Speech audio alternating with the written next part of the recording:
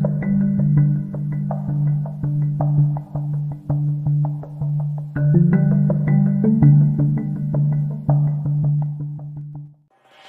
सोफों पर बैठ गए। खानसा मातामल था। इसने आकर पूछा कि साथ सब्जी कौन सी बनाऊं? मैंने कहा जो जी चाहे बना लो। खानसा माँ चला गया तो सोनिया बोली, आमिर हमें यहाँ ज़्यादा देर नहीं ठहरना चाहिए, यहाँ से जितनी जल्दी निकल जाए बेहतर होगा। मैंने कहा इसके लिए हमें यहाँ बाकायदा बैठकर पहले प्लानिंग करना होगी कि यहाँ से किधर जाएंगे। अगर हमारा फैसला ये है कि हमें मगरबी बंगाल की सरहद क्रॉस करके बांग्लादेश में दाखिल होना है तो फिर यहाँ से बजरिया ट्रेन हमें विजयवाड़ा जाना होगी, जहाँ से कोलकाता जाने वाली ट्रेन पकड़नी होगी। लेकिन यह हमारा मेज़बान तो हमें पांडिचेरी वाली ट्रेन में सवार करवाने की कोशिश करेगा। सोनिया ने कहा, हम इससे यहीं जुदा हो जाएंगे, क्या तुम इस इलाके से वाकिफ़ हो? हाँ, मैंने कहा, एक दो बार विजयवाड़ा से मुदिया प्रदेश की तरफ गुजरा हूँ। बहरहाल चूँकि मैं तामिल के अलावा बांग्लादेश ज़ुबान भी पूरी महारत से बोल लेता हूँ, इसलिए हमें सफ़र के दौरान ज़्यादा परेशानी नहीं होगी। लेकिन तुम्हें अपने आप को दिल्ली के रहने वाली ही जाहिर करना होगा। सोनिया खामोश होगी। मैंने कहा, सवाल ये पैदा होता है कि तुम किस हैसियत से मेरे साथ सफ़र करोगे। एक ख़तरा ये भी है कि तुम्हारी तस्वीर बड़े शहरों के पुलिस स्टेशनों और इंटेलिजेंस वालों तक पहुँच गई होगी। रेलवे स्टेशनों पर CID वाले भी ज़रूर होंगे, वह तुम्हें आसानी से पहचान लेंगे। सोनिया ने कहा, मैं अपना हुलिया भी तो नहीं बदल सकती। मैंने कहा, मैंने तो अभी से सर के बाल और दाढ़ी बढ़ानी शुरू कर दी है। मेरे जहन में एक तजवीज़ आ गई है। हम बड़ी आहिस्तगी के साथ धीमी आवाज़ में बातें कर रहे थे। मैंने कहा, मेरा ख्याल है कि अगर हम सन्यासी और सन्यासन बनकर बांग्लादेश तक का सफ़र करें तो ये बात हमारे लिए ज़्यादा मौजू होगी। इस तरह से हमारे हुलिये भी किसी हद तक बदल गए होंगे। मसलन तुमने गेरवी रंग की धोती पहनी होगी, हमारे चेहरों और बाजुओं पर राख मली होगी। इस भेस में इंटेलिजेंस वाले हमें एक नज़र नहीं पहचान सकेंगे। भारत में मेरा रिकॉर्ड पहले से मौजूद था, अगरचे इस अरसे में मैं काफ़ी बदल गया था और मेरा रंग जो पहले गोरा था अब सांवला हो गया था। इसके बावजूद ये अंदेशा अपनी जगह मौजूद था कि अगर खुदा न खास्ता हम पकड़ लिए गए तो पिछला रिकॉर्ड असर नो खुल सकता है। सोनिया ने मेरी तजवीज़ पर कुछ देर गौर किया, कहने लगी, इसके अलावा और कोई ऐसा रास्ता नहीं है कि हम आसानी से मगरबी बंगाल की सरहद तक पहुंच सकें। मैंने कहा, मुझे इस किस्म की खुफिया सफ़र का तजुर्बा है। मैं यहाँ के लोगों को भी जानता हूँ। यहाँ साधु सन्यासियों की बड़ी इज्जत की जाती है। लोग इनके श्राप यानी बददुआ से बहुत डरते हैं, इसलिए हमारे लिए यही भेस मौजू रहेगा। तुम फिक्र ना करो, मैं सब कुछ संभाल लूँगी। हमें बाजार से गेरवे रंग की 2 धोतियाँ, एक करमंडल और एक तरशोल भी ख़रीदना होगा। ये चीज़ें यहाँ के करीबन हर शहर में मिल जाती है। सोनिया ने किसी कदर ताज्जुब से पूछा कि यहाँ के लोग पेशावर सन्यासी होते हैं। मैंने इसे बताया कि ख़ास तौर पर जनूबी हिंद में आज भी ऐसे तबके के पुराने लोग मौजूद हैं जो 7 साल की उम्र के बाद अज खुद घर बार छोड़कर सन्यास ले लेते हैं। वो करमंडल तरशोल ख़रीदने के बाद गेरवे कपड़े पहनकर जंगल की तरफ निकल जाते हैं। ये इनके मज़हब के कर्म कांड का एक हिस्सा है। शुमाली हिंद में इस किस्म की रस्में अब ख़त्म हो गई हैं, लेकिन जनूबी हिंद में चूँकि विष्णु और जैन धर्म का बड़ा चर्चा है, इसलिए यहाँ बूढ़े लोग अब भी एक ख़ास उम्र तक पहुँचने के बाद घरेलू आसाइशें छोड़कर जंगलों की तरफ चले जाते हैं। तयाग की इस मजहबी रुझान की वजह से यहाँ के बाज़ारों में करमंडल और सन्यासी के कपड़े और दूसरे लवाजमात मिल जाते हैं। सोनिया मेरी इस तजवीज़ पर राज़ी हो गई। हमारे पास सिर्फ $20 थे। ये सन्यासी बहरूप के मुख्तसर लवाजमात ख़रीदने के लिए काफ़ी थे। मैंने सोनिया से कहा कि एक बार हमने सन्यासी और सन्यासन का रूप धारण कर लिया तो इसके फ़ौरन बाद हमें खाने पीने की कोई फ़िक्र नहीं होगी। लोग अपने आप हमारे पास मिठाइयाँ और फल लेकर आएंगे और हमें अपने घर ले जाने की ज़बरदस्त ख्वाहिश का इजहार करेंगे। जब ये फ़ैसला हो गया कि हम विजयवाड़ा से मगरबी बंगाल की सरहद तक के लिए अपना सफ़र एक सन्यासी और सन्यासन के रूप में करेंगे तो मैंने सोनिया की ताकीद की कि वो रास्ते में बहुत ही कम किसी से बात करेंगी। हम बातें कर रहे थे कि मुखिया हमारे लिए कपड़े ले आए। मेरे लिए सफ़ेद धोती और सदरी थी, सोनिया के लिए गुलाबी साड़ी और एक चप्पल थी। मुखिया बोला, मालिक ने कहा है कि वो दोपहर को इनके साथ खाना खाएगा। ये मालिक ने खुद बाजार जाकर ख़रीदे। मेरा ख्याल था कि शायद सोनिया को साड़ी पहननी नहीं आती थी, लेकिन वो एक सफारतकार की बेटी थी और दिल्ली के सफारत खाने में अपने बाप के साथ रह चुकी थी। इसने पूरे और सही ढंग से साड़ी ज़ेबेदन कर रखी थी। दोपहर के खाने पर लॉन्च का मालिक नयाम पुली भी आ गया। खाने में मिर्चें बहुत ज़्यादा थी। सोनिया बार बार पानी पीती। मैंने कहा, बीबी जी दिल्ली की रहने वाली है ना, इतनी मिर्चें नहीं खाती। नयाम पुली बोला, तुमने खानसामा को कह दिया होता वो सालन में मिर्चें कम डालता। सोनिया ने साड़ी के पल्लू से आंखें पूछते हुए कहा, जी नहीं, कोई बात नहीं, मैं पांडिचेरी में जब भी आती हूँ शौक से मिर्चों वाला सालन खाया करती हूँ। नयाम पुली ने हमसे हमारा प्रोग्राम पूछा तो मैंने कहा, महाराज हम आज रात आराम करने के बाद कल पांडिचेरी रवाना हो जाना चाहते हैं। मेरा ख्याल है कि यहाँ से विजयवाड़ा जंक्शन करीब ही होगा। नयाम पुली कहने लगा, मैं आप लोगों के साथ विजयवाड़ा तक जाऊंगा, वहां से आपको कल दोपहर के बाद पांडिचेरी के लिए एक्सप्रेस ट्रेन मिल जाएगी। मैं इसे किसी सूरत में भी अपने साथ नहीं ले जा सकता था।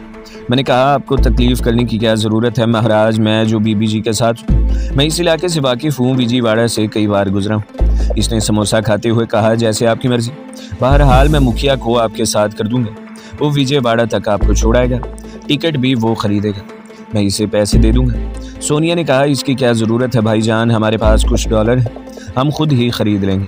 नयाम पुली ने कहा, ऐसा कैसे हो सकता है, आप हमारे मेहमान हैं। हाँ, पांडिचेरी पहुंचकर मुझे फ़ोन ज़रूर कर लेना कि आप लोग खैरियत से पहुंच गए, मैं अपना फ़ोन नंबर लिख कर दे दूंगा। मामला बड़ी खुश असलूबी से तय हो गया। हमारा दूसरा मरहला विजयवाड़ा जाकर शुरू होना था। रेलवे स्टेशन पर मुखिया से छुटकारा हासिल करना कोई मुश्किल काम नहीं था। नयाम पुली ने खाने के बाद कॉफ़ी हमारे साथ पी ली और फिर वो शाम को आने का कहकर चला गया। साड़ी और चप्पल में सोनिया हिंदुस्तानी लड़की लगने लगी थी। अगले रोज़ दिन के 9 बजे लॉन्च के मालिक नयाम पुली ने हमें मुखिया के साथ एक बैलगाड़ी में गढ़ीवाड़ा के छोटे रेलवे स्टेशन की तरफ रवाना कर दिया। बैलगाड़ी रेतले साहिल से गुजरकर ऊंची नीची संगलाख ज़मीन पर से होती हुई एक छोटे से नारियल के जंगल में आ गई। यहाँ से गढ़ीवाड़ा रेलवे स्टेशन 1 मील के फासले पर था। ये एक छोटा सा स्टेशन था जिसकी अहमियत इसलिए ज़्यादा थी कि यहाँ से मछली अंदरूने मुल्क जाती थी। विजयवाड़ा यहाँ से 1 घंटे के सफ़र पर था। ट्रेन ब्रॉड गेज के रेलवे लाइन पर दक्कन की सतह मुर्तफा उबूर करती विजयवाड़ा के मज़ाफ़ात में दाखिल हो गई। जिन हजरात ने विजयवाड़ा का इलाका देखा है, इन्हें मालूम होगा कि यह बड़ा शहर सतह मुर्तफा पर आबाद है और इसका रेलवे स्टेशन एक अजीमुशान जंक्शन है, जहां से शुमाली भारत की तरफ रेलगाड़ी दारा और नागपुर तक जाती है। जुनूब की तरफ अगर मदारस और पांडिचेरी जाना हो तो हमें मदारस एक्सप्रेस पकड़नी पड़ती है, जो घंटोर और नीलोर से होती हुई गुजरती है। हैदराबाद जाने के लिए भी विजयवाड़ा से बरास्ता वरिंगल और काजीपेट जाना पड़ता है। जुनूब में मदारस के बाद मशीकी भारत में विजयवाड़ा सबसे बड़ा स्टेशन है। ये शहर मदारस जितना बड़ा नहीं, लेकिन अपनी आलीशान इमारतों, कुशादा सड़कों, सनती इदारों और कारखानों के एतबार से इसकी शान और शौकत मदारस से किसी तरह कम भी नहीं है। स्टेशन के वसी और अरीज़ कई प्लेटफार्म हैं। शुमाल की जानिब आखिरी प्लेटफार्म पर खड़े हो तो सामने छोटा सा पहाड़ी सिलसिला नजर आता है, जिसकी ढलानों पर बंगले, कोठियाँ और खूबसूरत मकान दिखाई देते हैं। आज़ादी के बाद इस शहर ने बहुत तरक्की की। मुखिया ने हमारे लिए पांडिचेरी तक के 2 टिकट खरीद लिए। मदारस एक्सप्रेस को दिल्ली से बरास्ता नागपुर यहाँ 1 घंटे के बाद पहुँचना था। ट्रेन लेट नहीं थी। हम विजयवाड़ा के नंबर 7 प्लेटफार्म पर आकर बेंच पर बैठ गए। मुखिया ने कहा, टिकट बाबू ने कहा था कि हमें मदारस से पांडिचेरी के लिए गाड़ी बदलनी होगी। मैंने मुस्कुराकर कहा, मुखिया जी, मैं पांडिचेरी का हूँ, मुझे मालूम है गाड़ी किस प्लेटफार्म से चलेगी, आप चिंता न करें। 10-15 मिनट गुजर गए। मेरी उकाबी नजरें आसपास का बराबर जायजा ले रही थी। प्लेटफार्म मुसाफिरों से भरा हुआ था। आंध्र प्रदेश की पुलिस के 2-4 कांस्टेबल इधर उधर घूम रहे थे। एक सिपाही कुछ फासले पर कैंटीन के काउंटर पर खड़ा चाय पी रहा था। दक्कन में ये खुशगवार मौसम के अय्याम थे। आसमान पर बादल थे, लेकिन किसी वक्त धूप भी निकल आती थी। मैं मुखिया से छुटकारा हासिल करना चाहता था। मैंने इधर उधर की बातों के बाद इसे कहा कि वो खामखा अपने वक्त क्यों ज़ाया कर रहा है। मुखिया दादा, तुम बेशक अब चले जाओ, हम ट्रेन में सवार हो जाएंगे। इसने थोड़ा सा इसरार किया और फिर मेरे ज़्यादा इसरार करने पर इसने उठकर मुझे और सोनिया को हाथ जोड़कर प्रणाम किया और चला गया। जब वो हमारी नज़रों से ओझल हो गया तो मैंने एक लंबा सांस लिया और बोला, सोनिया, एक मरहला तो बखैर खूबी तय हो गया। अब तुम ऐसा करो कि प्लेटफॉर्म वाले पुल की तरफ चलना शुरू कर दो। मैं तुम्हारे पीछे पीछे आ रहा हूँ, हम स्टेशन से बाहर जाएंगे। सोनिया ने कोई जवाब दिए बगैर प्लेटफॉर्म वाले पुल की तरफ देखा और फिर उठकर इस तरफ चलने लगी। थोड़ा सा फासला रखकर मैं भी इसके पीछे चल पड़ा। मैं मुसाफिरों के बीच से होकर गुजर रहा था। मेरी नज़रें सोनिया पर जमी हुई थी, जो साड़ी संभालती हुई आहिस्ता आहिस्ता पुल की तरफ बढ़ रही थी। फिर वो मुझे पुल की सीढ़ियाँ चढ़ती हुई नजर आई। मैं अपने इर्द गिर्द के माहौल से भी बाखबर था और सोनिया के आसपास भी देखता जा रहा था कि कहीं कोई पुलिस या CID वाला इसके पीछे तो नहीं लगा हुआ। इंटेलिजेंस वालों को मेरी निगाहें बड़ी आसानी से पहचान लेती थी, ख्वाह वो किसी भेस में ही क्यों ना हो। अब मैं भी पुल पर आ गया। दूसरे प्लेटफॉर्म पर जाने के बाद मैंने देखा कि सोनिया मेन गेट के एक जानिब बेंच पर बैठी है। काले काले रंग की सफ़ेद वर्दियों वाले टिकट चेकर इधर उधर चल फिर रहे हैं। एक ट्रेन प्लेटफॉर्म पर खड़ी थी, मुसाफिर इसमें सवार हो रहे थे। वहाँ काफ़ी शोर मचा हुआ था। मैंने टिकट निकाल कर अपने हाथ में रख लिए थे। सोनिया को इशारा किया, वो मेरे साथ हो गई। गेट पर टिकट चेकर मौजूद था। मैंने इसे पांडिचेरी के 2 टिकट दिए और कहा, हम कल की गाड़ी से जाएंगे, हम वापस घर जा रहे हैं। टिकट चेकर ने कहा, कोई बात नहीं, ये टिकट कल भी चलेंगे। मैं सोनिया को लेकर गेट से निकल आया। लॉबी में एक जानिब आगे जाकर टिकट देने वाली खिड़कियाँ थी, जहाँ काफ़ी लोग खड़े थे। सोनिया ने कहा, टिकट वापस करने की ज़रूरत नहीं आगे, हमें यहाँ से निकल जाना चाहिए, यहाँ पुलिस कांस्टेबल जगह जगह मौजूद है। मैं खुद भी टिकट वापस नहीं करना चाहता था। मैंने आहिस्ता से कहा, हो सकता है यहाँ इंटेलिजेंस वाले भी हों, इसलिए तुम बार बार आंखें साफ करने के बहाने चेहरे को साड़ी के पल्लू से छुपाते रहो। सोनिया ने ऐसा ही किया। वो साड़ी के पल्लू से अपनी आंखें पोंछने लगी। हम स्टेशन की लॉबी से बाहर निकल आए। टैक्सी वाले हमारी तरफ बढ़े। मैंने उन्हें तामिल जुबान में कहा कि भाई, हमारा घर करीब है, हमें टैक्सी की ज़रूरत नहीं। विजयवाड़ा के शहर की कुशादा सड़कें मेरे सामने थी। मैं इस शहर से सिर्फ 2 बार ही गुजरा था। एक बार मुझे यहाँ एक दिन रहने का इत्तेफाक हुआ था और मैं शहर की सड़कों पर काफ़ी देर तक घूमता रहा। अपनी इस आवारागर्दी के दौरान मैंने शहर के शुमाल मगरबी इलाके में एक इजाफी बस्ती में कुछ दरमियाने दर्जे के होटल भी देखे थे। हमें इस शहर में एक दिन से ज़्यादा एक रात इस हालत में बसर करना थी और स्टेशन के करीबी होटल में कमरा लेना अपने आप को खुद ही किसी जाल में फंसाने वाली बात थी। चुनाचा मैं सोनिया को लेकर रेलवे स्टेशन से निकलते हुए ही इस इजाफी बस्ती की तरफ चलने लगा। सोनिया ने आहिस्ता से पूछा कि हम कहाँ जा रहे हैं। मैंने धीमी आवाज़ में जवाब दिया, एक महफूज होटल यहाँ पर मेरी नज़र में है, वहाँ जा रहा हूँ। क्या ये ख़तरे वाली बात नहीं है? होटलों के बाहर इंटेलिजेंस वालों की मौजूदगी का खतरा रहता है, सोनिया ने मुझसे पूछा। मैंने इसे बताया कि जिस बस्ती की तरफ मैं जा रहा हूँ, मेरा ख्याल है कि वहाँ खतरा ना होने के बराबर है। बहरहाल खतरा तो हम जहाँ भी जाएं वहाँ सर पर मौजूद होगा। स्टेशन पर काफ़ी दूर जाकर मैं रुक गया। यहाँ चौक में गांधी जी का मुजस्समा लगा था। सामने की जानिब फुटपाथ के साथ कपड़ों की दुकानें थी। मेरा सबसे बड़ा मसला डॉलर के नोट को भारतीय करेंसी में बदलना था। ये मैं अच्छी तरह से जानता था कि हिंदू ताजर और दुकानदार डॉलर बड़े शौक से खरीद लेते हैं। चुनाचा सोनिया को एतमाद में लेने के बाद हम चौक क्रॉस करके सामने वाली एक शानदार दुकान में आ गए। खूबसूरत साड़ियाँ शीशे की अलमारियों में लगी थी। काउंटर पर आदमी खड़े ग्राहकों को साड़ियाँ और दूसरा रेशमी कपड़ा दिखा रहे थे। दुकान में दाखिल होते ही बाएं जानिब एक गहरे सांवले रंग का धोती पोश आदमी माथे पर तिलक लगाए शीशे के कैबिन में बैठा बीड़ी पी रहा था। इसके पीछे लक्ष्मी देवी की फ्रेम शुदा तस्वीर लगी थी। मैंने इसके पास जाकर 10-10 डॉलरों के दोनों नोट इसके सामने कर दिए और बड़े इंकसार के साथ कहा, महाराज, ये नोट मुझे मेरे साहिब ने दिए थे। आपकी बड़ी कृपा होगी, मुझे इसके बदले में अपने भारतीय नोट दे दीजिए। दुकानदार ने डॉलर गौर से देखे, इन्हें मेज़ की दराज में रख दिया और दूसरी दराज में से 10-10 के भारतीय नोट निकाल कर गिनने लगे। इसने मुझे 20 अमेरिकी डॉलरों के बदले में सिर्फ 200 भारतीय रुपए दिए, जो बहुत कम थे, मगर मेरे लिए यही बहुत था। मैंने नोट लेकर इसका एक बार फिर शुक्रिया अदा किया और दुकान के नीचे उतरा है। सोनिया दुकान के पास ही शोकेस के साथ लगी चुपचाप खड़ी थी।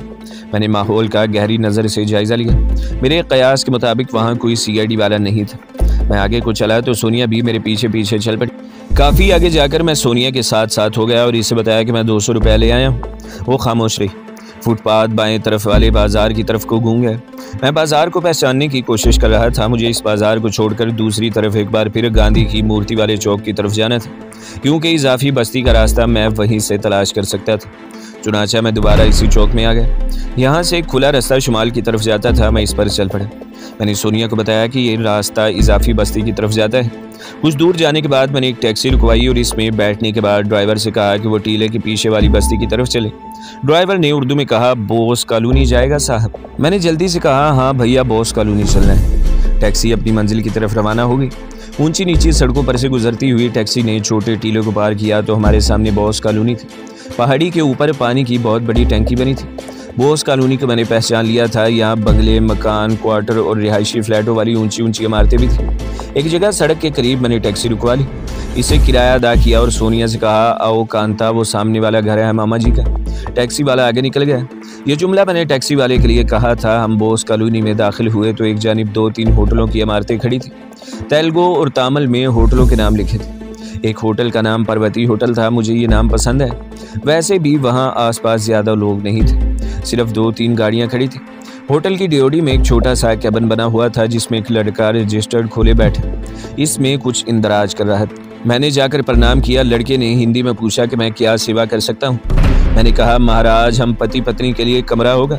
मदारस वाली गाड़ी छूट गई है। अपने मामा जी के पास बोस कॉलोनी में आए थे, पता चला वो वरिंगल गए हुए हैं, अब कल वापस जाएंगे। लड़के ने किसी किस्म के रद्द-ए-अमल का इजहार न किया। रजिस्टर्ड का एक वर्क उल्टा और पेंसिल की नोक के खाली खाने पर रखते हुए बोला, नाम लिखा दो अपना और पत्नी जी का। मैंने कहा, जी मेरा नाम चंद्रन है, मेरी पत्नी का नाम कांता है। खाली कांता? लड़के ने पूछा। मैंने फ़ौरन जवाब दिया, कांता चंद्रन लिख लो जी, मैं इसका पति हूँ, अब तो इसका यही नाम है। मैं दांत निकाल कर अहमकों की तरह हंसने लगा। सोनिया शर्माती हुई मेरे पीछे खड़ी थी। वो भी अपनी अदाकारी पूरी महारत से कर रही थी। हमें दूसरी मंजिल पर एक कमरा दे दिया गया जिसमें वही एक पलंग, मेज़, एक कुर्सी और बसीदा सा सिंगार मेज़ पड़ा था। होटल के नौकर ने पलंग पर नई चादर लाकर बिछा दी। छत के साथ पंखा लगा दिया गया था। मौसम अगरचे खुशगवार था लेकिन अब धूप निकल आई थी जिसकी वजह से फिजा में गर्मी होने लगी थी। मैंने पंखा चला दिया। नाश्ता हम लॉन्च के मालिक के साथ करके निकले थे। दोपहर के खाने का भी वक्त नहीं हुआ था। मैंने दरवाजे को बंद कर दिया, बाजार वाली खिड़की खोल दी। सोनिया कुर्सी पर सर पीछे लगाकर बैठ गई। वो कुछ थकी सी लग रही थी। मैं पलंग पर बैठ गया और इसे पूछा कि इसकी तबीयत तो ठीक है। इसने कहा, सर में हल्का सा दर्द हो रहा है। मैंने कहा, मैं अभी चाय के साथ स्प्रो की टिक्कियाँ मंगवाता हूँ, इससे सर दर्द ठीक हो जाएगा। मैंने इसे कहा, अब ऐसा है कि मैं ज़रूरी चीज़ें ख़रीदने बाज़ार जाऊँगा, तुम मेरे पीछे दरवाज़ा बंद करके बैठना। मैं ज़्यादा देर नहीं लगाऊंगा। जिस बाज़ार से मुझे चीज़ें ख़रीदनी है वो यहाँ से करीब ही है। मैंने वो बाज़ार देखा हुआ है। इतने में होटल का लड़का एक रजिस्टर ले आया। इस रजिस्टर पर मेरे दस्तखत होने ज़रूरी थे। मैंने पेंसिल से तामुल ज़ुबान में इस पर अपने टेढ़े मेढ़े दस्तखत कर दिए और लड़के को 5 रुपये का नोट देकर कहा, 2 प्याली चाय और स्प्रो की 2 टिक्कियाँ ला दो बेटा। लड़का रजिस्टर उठाए चला गया। इसके जाने के बाद सोनिया ने सवाल किया कि हम अपना भेस कहाँ बदलेंगे? क्या इस होटल से सन्यासी और सन्यासन बनकर निकलेंगे? इन लोगों को तो यकीनन हम पर शक हो जाएगा। मैंने कहा, इसकी तुम फिक्र न करो, पहले मुझे ज़रूरी सामान ख़रीद कर आ जाने दो, इसके बाद तुम्हें बताऊंगा कि हमें कहाँ और कब भेस बदलना है। मैं उठकर खिड़की के पास आ गया और एक तरफ खड़े होकर नीचे बाज़ार में निगाह डाली। 2 पुरानी फोकस वैगन कारें वैसे ही होटल के सामने खड़ी थी। सामने बाज़ार में ट्रैफिक जारी थी। गाड़ियाँ और स्कूटर सवार गुजर रहे थे। मैं वापस पलंग पर आकर बैठ गया और सोनिया से बातें करने लगा। थोड़ी देर बाद लड़का एक ट्रे में चाय की 2 प्यालियाँ रखे वापस आ गया। 2 स्प्रो की टिक्कियाँ भी साथ लाया था। 2 रुपये वापस करने लगा तो मैंने कहा, ये तुम रख लो। वो बड़ा खुश हो गया और सलाम करके चला गया। सोनिया ने स्प्रो की दोनों टिक्कियाँ मुंह में डाली और चाय का घूंट भरकर बोली, इससे बड़ा फ़र्क पड़ेगा। ज़रा इसे आराम से बैठने का मौका मिला तो इसने मुझसे अपने माँ बाप की बातें शुरू कर दी। वो अपने माँ बाप की खैरियत बार बार दरियाफ्त कर रही थी। मैंने इसे अभी तक इसके बाप की मौत के बारे में कुछ नहीं बताया था। मैं उसे ये बुरी खबर सुनाना भी नहीं चाहता था क्योंकि अभी इसे बेहद हौसले की ज़रूरत है। मैंने ये कहकर उसे तसल्ली दी कि इसके माँ बाप काहिरा में ज़िंदा सलामत हैं और इसका इंतज़ार कर रहे हैं। अब मैंने भी इससे दरियाफ्त किया कि इसराइलियों ने इससे क्या कुछ पूछने की कोशिश की। सोनिया ने सर्द आ भरकर कहा, उन्होंने मुझ पर बड़ा तशद्दुद किया था। वो मुझसे बहुत कुछ पूछना चाहते थे मगर मैंने उन्हें कुछ नहीं बताया। मैं अज़ियत और इनकी पूछगछ से बचने के लिए हर बार बेहोश हो जाती थी, लेकिन वो बेहोशी की हालत में भी मुझे सिगरेटों से दांतते रहते थे। अब पहली बार सोनिया ने अपनी गिरबान ज़रा नीचे किया तो मैंने देखा कि इसके सीने पर जगह जगह जलने के निशान लगे थे। इसने गिरबान ऊपर कर लिया और बोली, ये सब कुछ मेरे लिए एक करब अंगेज़ ख्वाब से कम नहीं है। मुझे इन चीज़ों का कोई तजुर्बा नहीं था। मुझे वो तैयारे से अगवा करके ले गए थे।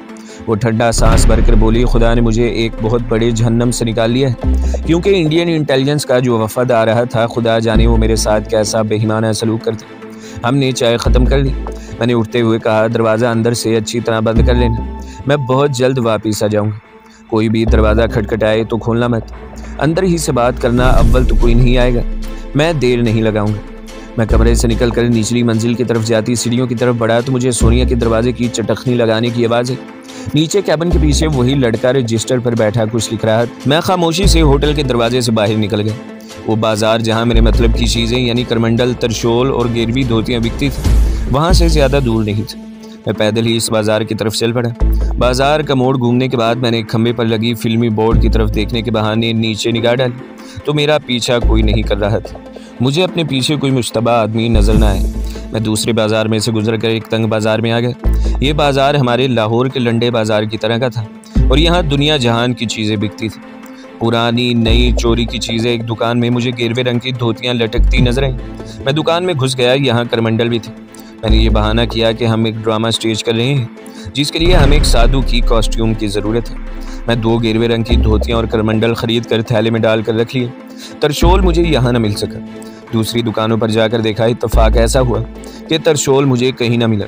मैंने बाजार की सारी दुकानें देख ली। मुझे ये भी ख्याल था कि सोनिया पीछे अकेली है। पहले ही मुझे देर हो गई थी, चुनाचा मैंने तरशोल का ख्याल दिल से निकाल दिया और वापस होटल की तरफ रवाना हो गया। इस वक्त दोपहर का 1 बज रहा था। मैं जिस रास्ते से गया था इसी रास्ते से वापस होटल में पहुंच गया। कैबिन में बैठा हुआ लड़का अब कोई किताब पढ़ रहा था और होटल के नौकर खाना वगैरह ऊपर नीचे ले जाने में लगे थे। मैं खामोशी से सीढ़ियाँ चढ़ता दूसरी मंजिल पर आ गया। अपने कमरे की तरफ बढ़ा तो ये देखकर इत्मीनान हुआ कि दरवाज़ा बंद था। मैंने करीब जाकर आहिस्ता से दस्तक दी और कहा, कांता। जी मैं हूँ चंद्रन। अंदर से कोई जवाब न आया। मैंने दूसरी बार दस्तक दी, किसी ने अंदर से दरवाज़ा न खोला। मैंने सोचा शायद सोनिया सो गई है। अब मैंने ज़रा ज़ोर से दस्तक दी। मेरा हाथ ज़रा ज़ोर से दरवाजे के पट पर लगा तो वो खुल गया। मैं बड़ा हैरान हुआ कि सोनिया को जब मैंने ताकीद कर दी थी कि अंदर से चटखनी लगा कर रखी, तो फिर इसने इस पर अमल क्यों न की। मैं जल्दी से दरवाज़ा खोलकर अंदर दाखिल हो गया। सोनिया कमरे में नहीं थी। मैंने बाथरूम की तरफ देखा, इसका दरवाज़ा बंद था। मैंने थैला पलंग पर रख दिया और दरवाजे को अंदर से चटखनी लगा दी। अब मैं सोनिया के बाथरूम से निकलने का इंतज़ार करने लगा। 5 मिनट गुजर गए तो मुझे कुछ तशवीश हुई। मैंने बाथरूम के बंद दरवाजे के पास जाकर आहिस्ता से कहा, सोनिया सोनिया। अंदर से किसी ने जवाब न दिया। मैंने दरवाजे को ज़रा सा धक्का लगाया तो ये दरवाज़ा भी खुल गया। बाथरूम भी खाली था। मैं जल्दी से चटखनी खोल कर कमरे से निकल कर बरामदे में इधर उधर देखने लगा। सोनिया वहाँ भी नहीं थी। दोबारा कमरे में आकर पलंग के नीचे देखा, सोनिया वहाँ भी नहीं थी। बाथरूम को फिर देखा, बाथरूम भी खाली पड़ा था। या खुदा, सोनिया कहाँ गायब हो गई थी। मैं कुछ बौखला सा गया। खामोशी से पलंग पर बैठकर अपनी हवास दुरुस्त करने लगा।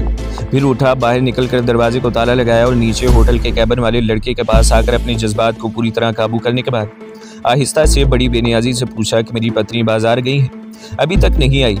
ऐसा करना कि खाना ज़रा देर से ऊपर भिजवा देना। लड़के ने किताब पर से नज़रें उठाकर मेरी तरफ देखा और कहा, क्या आप अस्पताल नहीं गए? मैंने चौंक कर पूछा, कौन सा अस्पताल? लड़का बोला, आपको शायद अभी मालूम नहीं कि आपकी पत्नी की तबीयत अचानक ख़राब हो गई थी।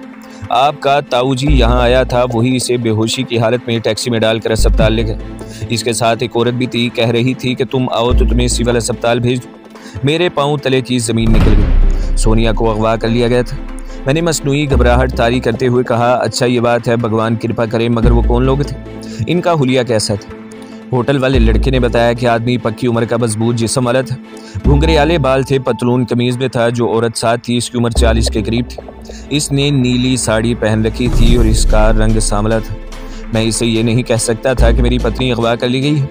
सिर्फ इतना ही कह सका कि हाँ मैं समझ गया, वो मेरी खाला थी। अच्छा, मैं अभी सिविल अस्पताल जाता हूँ।